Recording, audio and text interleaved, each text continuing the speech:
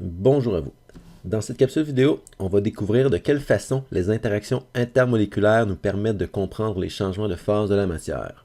Débutons en rappelant les trois états principaux de la matière, soit l'état solide, l'état liquide et l'état gazeux.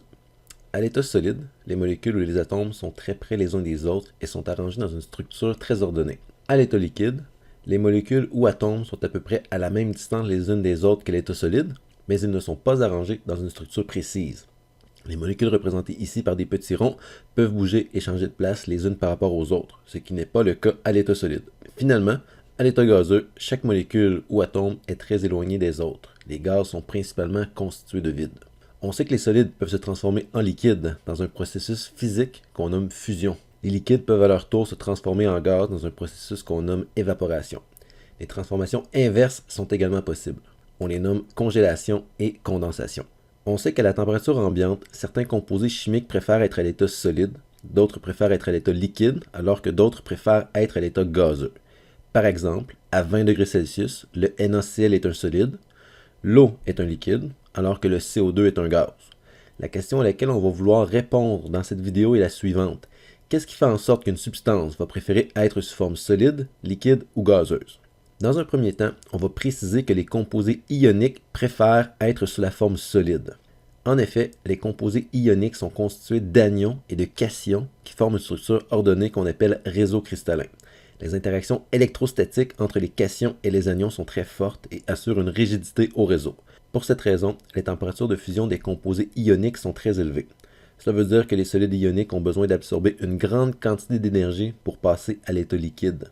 À titre d'exemple, on vous présente ici les températures de fusion du chlorure de sodium et du bromure de calcium qui sont de 800 et 772 degrés Celsius.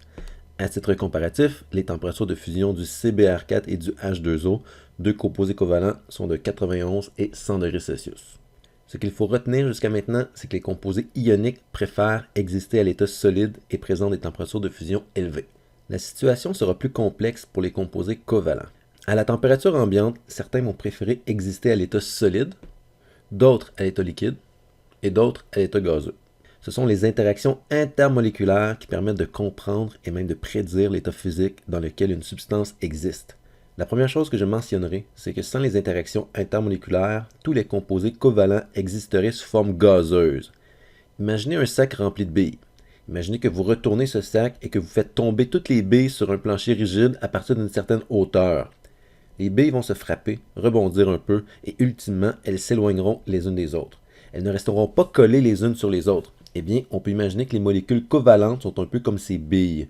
Spontanément, les molécules veulent s'éloigner les unes des autres pour être à l'état gazeux, comme il est représenté ici à droite. Par contre, certaines molécules, à une température et une pression donnée, n'en seront pas capables, car il existe des forces invisibles qui retiennent les molécules collées les unes aux autres. Ces forces invisibles sont ce qu'on appelle les interactions intermoléculaires. Dans les composés chimiques où les interactions intermoléculaires sont faibles, les forces attractives entre les molécules sont faibles. Ces composés vont préférer exister sous forme gazeuse. Ils auront des températures de fusion et des températures d'ébullition faibles, car on a besoin de peu d'énergie pour faire le bris des interactions intermoléculaires, ce qui est nécessaire pour faire le changement d'état. Dans les composés chimiques où les interactions intermoléculaires sont fortes, les forces attractives entre les molécules sont élevées. Ces composés vont préférer exister sous forme solide. Ils auront des températures de fusion et des températures d'ébullition élevées, car on a besoin de beaucoup d'énergie pour faire le bris des interactions intermoléculaires, ce qui est nécessaire pour faire le changement d'état. Prenons l'exemple du Br2 et du ICl, qui ont des températures de fusion de moins 7 et 27 degrés Celsius. S'il fait 20 degrés dans une pièce, la température est supérieure à la température de fusion du Br2. Ça veut donc dire que le Br2 est sous forme liquide. Par contre, comme le ICl, lui, possède une température de fusion de 27 degrés Celsius, il n'aura pas fondu et se retrouvera à l'état solide. Toutefois, la question qu'on veut se poser ici, c'est pourquoi est-ce que le Br2 a une température de fusion inférieure au ICl? On voit ici la structure de Lewis des deux composés. On peut prendre le temps de présenter les masses molaires des deux composés, qui sont presque identiques. Ce ne sera donc pas la masse molaire qui expliquera la différence entre les températures de fusion des deux composés. On va plutôt regarder au niveau de la polarité des deux composés. Le Br2 est un composé non polaire, puisque la liaison Br-Br n'est pas polarisée. De son côté, le ICl possède un moment dipolaire, Puisque le chlore est plus électronégatif que l'iode, moment dipolaire ici représenté par la flèche mauve, on dira donc que le ICl est un composé polaire. Les composés non polaires ne peuvent avoir qu'un seul type d'interaction intermoléculaire, soit les forces de dispersion, aussi appelées forces de London. Ces interactions sont les plus faibles. Les molécules de Br2 sont attirées faiblement les unes aux autres. Ces interactions sont plus faciles à briser, ce qui explique la température de fusion plus faible du Br2 comparativement au ICl. De son côté, le ICl présente également des forces de dispersion, puisque tous les composés possèdent ces forces. Mais il présente aussi des forces dipôle-dipôle associées aux composés polaires. Comme les forces dipôle-dipôle sont généralement supérieures aux forces de dispersion, les forces attractives entre les molécules de ICl sont plus élevées. Comme elles sont plus difficiles à briser, on doit fournir une plus grande quantité d'énergie au ICl pour le faire passer de l'état solide à l'état liquide. C'est ce qui explique la température de fusion supérieure du ICl.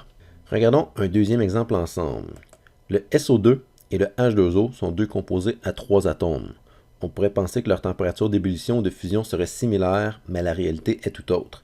À température ambiante, le SO2 est un gaz, comme le démontre sa température d'ébullition de moins 10 degrés Celsius, alors que l'eau est évidemment un liquide à température ambiante. Si on regarde la géométrie moléculaire et qu'on s'intéresse à la polarité des composés, on s'aperçoit que chacun des composés possède un moment dipolaire. Du côté du SO2, l'oxygène est plus électronégatif que le soufre, donc il y a une flèche qui pointe vers l'oxygène ici et vers l'oxygène ici. La composante vers la gauche et la droite s'annule, ce qui laisse un moment dipolaire résultant vers le bas, alors que dans le cas de la molécule d'eau, c'est l'inverse, dans le sens où l'oxygène est plus électronégatif que les hydrogènes, donc il y aura une flèche qui pointe de chacun des hydrogènes vers l'oxygène central. Il en résulte un vecteur qui pointe vers le haut. Il y a donc aussi un moment dipolaire dans la molécule d'eau. On pourra donc dire que les deux molécules sont polaires. Si on veut identifier le type d'interaction intermoléculaire que les deux composés sont en mesure de faire, on doit toujours vérifier la présence des liaisons hydrogènes.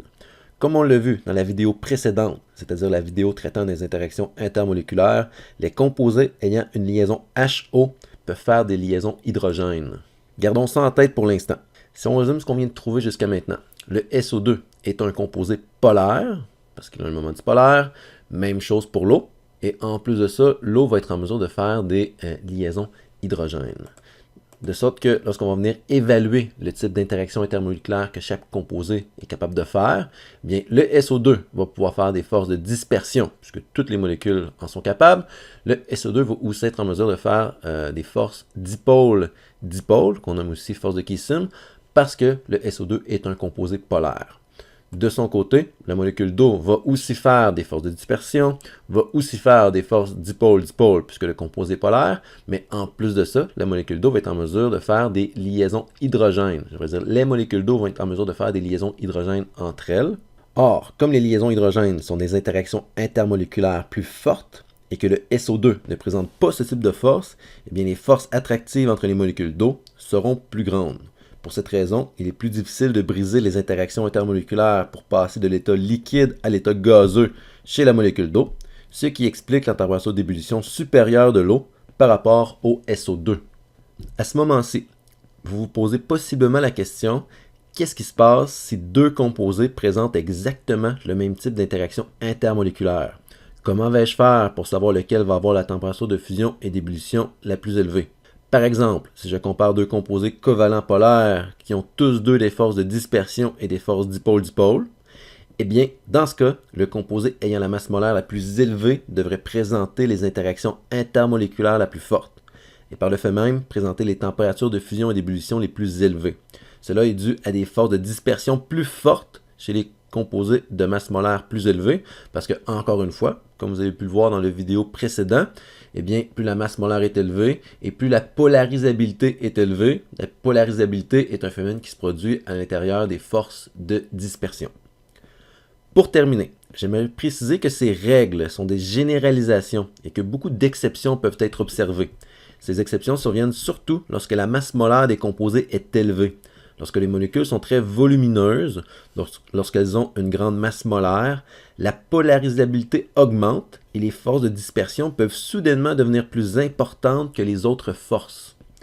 Évidemment, ce sont des cas d'exception et il est difficile de prédire à quel moment les forces de dispersion deviennent soudainement plus importantes que les autres. Donc les forces de dispersion ici, parfois elles peuvent être plus fortes que les forces de Debye, plus fortes que les forces de Keesin, puis il y a même des situations où elles peuvent être plus fortes que les liaisons hydrogènes. Je me permets 2 dernières phrases pour terminer. N'oubliez pas que toute cette démarche où on doit identifier le type d'interaction intermoléculaire n'est valable que pour les composés covalents. Les composés ioniques, de leur côté, présentent toujours des températures de fusion élevées et préfèrent toujours être à l'état solide, à température ambiante et pression normale.